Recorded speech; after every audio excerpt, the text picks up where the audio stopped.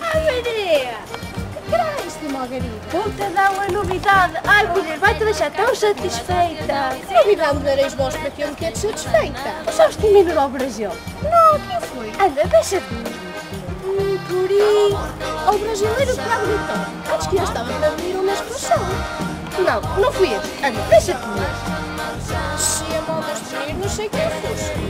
A filha do Anastácio, mulher. Aquele que foi com o meu homem. És mesmo. Ah, pois já terei notícias do meu Alexandre. Ai, pois isso trai.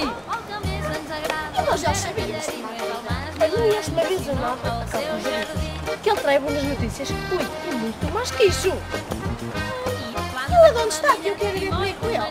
Ele, a chofer apareceu com uma romana. A Madalena estava a preparar tudo. Chegou os 5 anos, ela esperasse e parece que era rica e gorda como um cebado. Ai, que barbarida! Deus, é que promete não falta. O chalhato bicho sucedido ao meu Alexandre. Pensa que foi só ele escreveu 3 vezes. Mas ele agora despicou um pouco. E te mandam a ponticadinha de boa para o filho do teu Anastácio. Deus Nosso Senhor permita que bem precisa de que estou.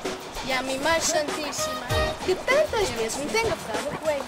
A ver se ele dá um toque no coração, a modos de mandar alguma coisa. Puxa, Maria, puxa, mas tu tens de dizer contigo. Ai, muito que lhe carga mal. Mal a mim? Quem me quer mal a mim? Eu não fago mal a nenhuma pessoa. Puxa, puxa. Mas se essas malas chegam, chegam aos ouvidos todos. Ai, Jesus. Ah, o meu homem sabe bem quem tem. A mim que mais me dá dizer malas línguas. Ah, mas aquela história do barbeiro deu muito o que falar, Maria. Ao barbeiro? Mas falas que eu tinha que ele podia subir. Ele dava-me a roupa a lavar e eu necessitava de governar a minha vida. Lavava-la. E o sacristão não te andava a rondar a puta? Ao sacristão. E eu ia à missa e ele procurava-me a ver se eu tinha notícias do meu homem. Está claro que não havia de fazer um mal. Ah, Maria, vou-te dar uma novidade. Se calhar vai-te deixar muito satisfeita. Quando chegares a casa, vais encontrar o teu Alexandre Alhado. Ai, meu Deus! Que desgraça ele a mim! Então porquê, Maria?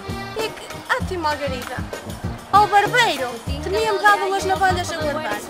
E ao sacristano tinha-me dado as galhetas com o resto do vinho de la missa. Oh,